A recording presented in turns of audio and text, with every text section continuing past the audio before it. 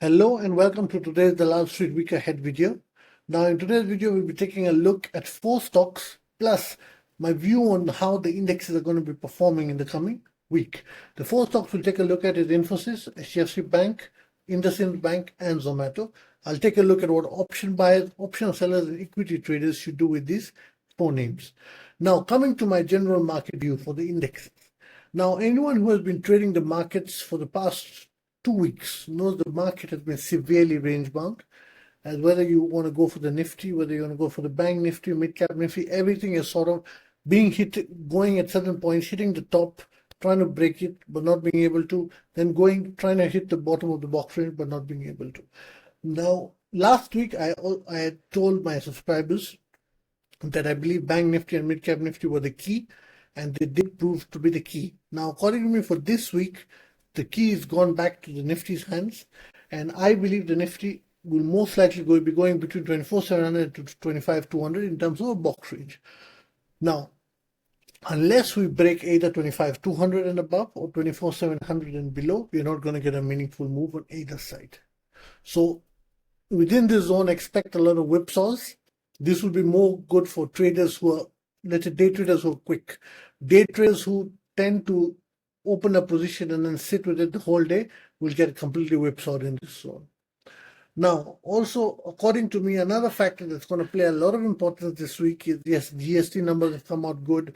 Auto sales data is not bad and all. GDP numbers have come out good, but the military thing is also putting a bit of a backlight on the whole thing in the negative spin. So there's a lot of news factors coming in which are playing a part. But I believe the main thing that's going to have to be watched, for any downside move to happen, the PSU sector has to cool down. Because I do not know what's brewing in the PSU sector. We don't have that information. That information government guys must be having. But if you look at PSU stocks, funny banks like Indian Bank, Union Bank, or big banks like Baroda, PNB, or generally PSU stocks, LIC and all, they're doing extremely positive over the past few trading sessions.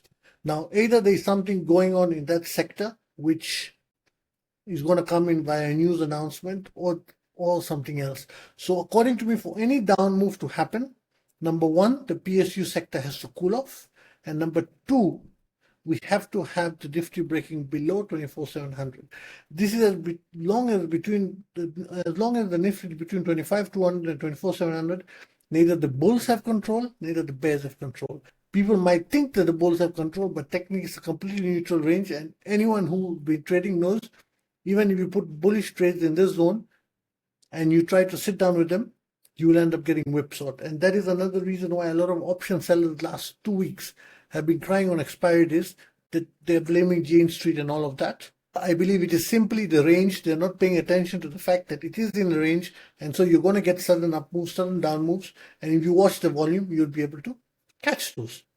They want to open a position and sit in it, and I believe anyone who continues to do so even in this week or intraday will end up taking good losses in their account. So that's it for my general market view. Now let's take a look at HDFC Bank, after which we'll take a look at Infosys, after which we'll take a look at IndusInd, then Zomato last. Now coming to HDFC Bank. Now HDFC Bank, unlike a lot of the PSU stocks, HDFC Bank has been in a range. This is the daily chart. Someone will think it's the hourly chart because it's been moving sideways from so long. So when we take a look at it, let me make the highlighter big. Basically, within this zone of 1970 to 1900 is a small box range. Then there's a bigger box range between 1865 and 1995. Now, people will be asking, what can equity traders do? According to me, equity traders should not touch HDFC Bank. It has a strong resistance at 1970 and then a strong resistance at 1995. So, even if it was to have an up move until from here and go to 1995, the risk reward is pretty rubbish. You're risking your capital for a very low reward in a place where the position has a higher chance of failure. So equity traders, I believe right now, should not touch HDFC Bank. Even if it breaches 1995 slightly and let's say goes up by another % above, do not consider it, as it will start coming down after that. On the other hand, if it breaks 1900, it's not a clean positional short until it breaks 1865.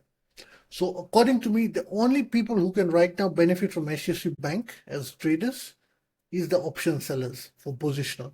Intraday, yes, option buyers can get tight moves within the zone to trade, but the main guys who are going to benefit from this stock right now is option sellers.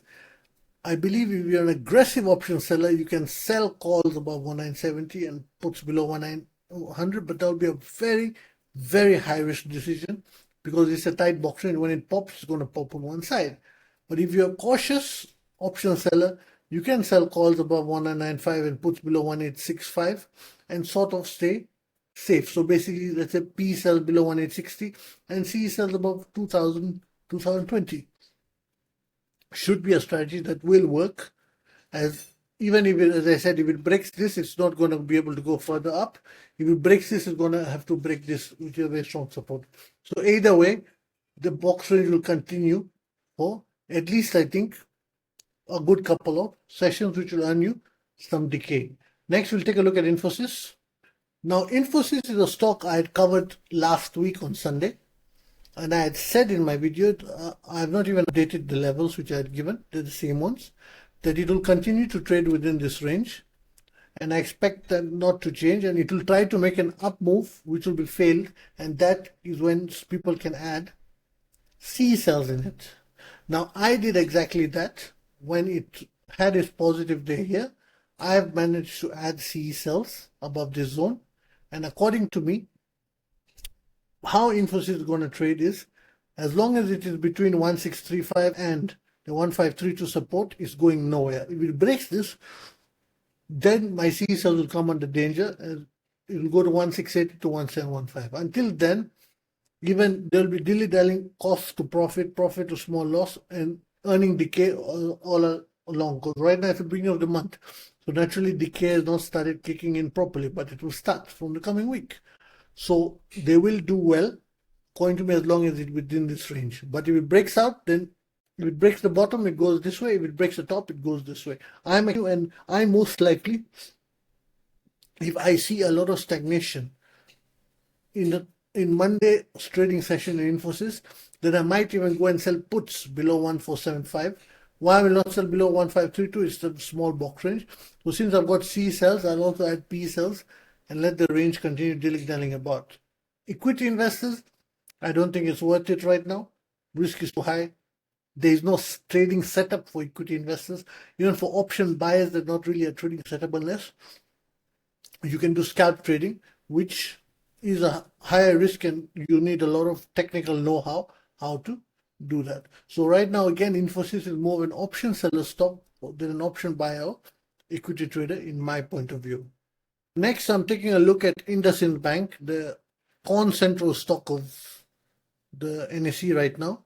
I would attribute it to a position to what, let's say, Yes Bank was at. It's not gone that bad yet, but it's sort of heading in that direction. Now, IndusInd Bank has held supports in a very strong way post the scandal. As technically, we look at it, the scandal erupted at this point. It actually held support and it went up. Now, what is my trading plan if you were to do due to enter IndusInd Bank? Because of all the negative news. Okay, even if it breaks this and starts going up, will you be ready to hold a position that at any point another new negative news can come and that might actually take effect and make it have a huge gap down? It's not worth the risk, according to me. So equity traders, IndusInd is a big X, according to me. Option buyers and option sellers are the ones who can really benefit from IndusInd Bank. Well, how I'm looking at IndusInd Bank, number one, you have to see how it trades between the resistance at 845 and 757. As long as you're within this range, you're going to go nowhere, and option sellers are going to have a better time selling the range or taking one side and letting decay come in slowly. Decay will not come in instantly right now because it's the beginning of the month, but give it time and it should, as long as it is within this price range. So that's how I look at Infosys. So IndusInd, I don't know why I'm confusing IndusInd and Infosys today. So my point of view on IndusInd is There's a strong resistance at 845 and 880. I don't think with the current lack of fundamentals behind it, it should be able to break that. So I am looking at more CE cells. And once it reaches, if it touches 845, for example, with all the positive news of GST and everything which has come this weekend, then I will also start looking at option buy shorts.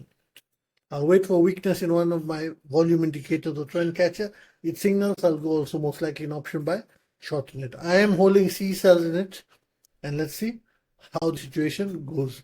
Next, we'll be taking a look at Zomato, which is now called Eternal. Now, Zomato is also a stock I am frequently watching it because of only one reason. About 2 weeks ago, the CEO had basically gone and limited foreign ownership and all that, whether people like it or not, is going to cause a lot of outflows to happen from Zomato. So I am looking at it from that perspective. Yes, so now this will in turn put pressure on the stock whether people like it or not. So how I look at it now, if you look at it from a technical point of view, the 200-day moving average is a strong resistance. 250 is a quant resistance zone that is very strong. So I look at it as long as between 290. If it breaks 219, then it will be a short to 204. And if it breaks 204, then the story for Zomato will change for quite some time. Now, what should you do if you're an equity investor? According to me, an equity investor with all that the CEO of Zomato did 2 weeks ago, I don't think it will be wise to consider this as an equity investment anyhow in the coming future, as you will be sort of betting against a lot of the foreign investors having to offload the stock due to what happened. So the likelihood of your success might be in short term a success, but long term it's most likely going to be a failure, medium to long term. On the other hand, option buyers, if it starts getting rejected 250, then you get a chance to go in, short the thing to the support at 219. If it breaks that to 204. Beyond that, option buyers, I don't think have a scope. Option sellers, again, have a bigger scope than option buyers and equity traders in Zomato for only one reason. As long as you're within this zone, you can sell Cs above 250 if you're cautious. If you're aggressive, you can even go above 240. And P is below either 220 if you're 219 basically if you're aggressive, or 200 if you're cautious. So sell the range. I personally am currently holding CE cells, and I might be adding P cells also this week to just keep the range bound movement. So according to me, even Zomato has the same issue. It's more for right now for option sellers rather than option buyers and equity traders. So that's it for today's Dalal week ahead video. If you liked the video, then hit the like button, subscribe to the channel, and click the notification bell. Thank you.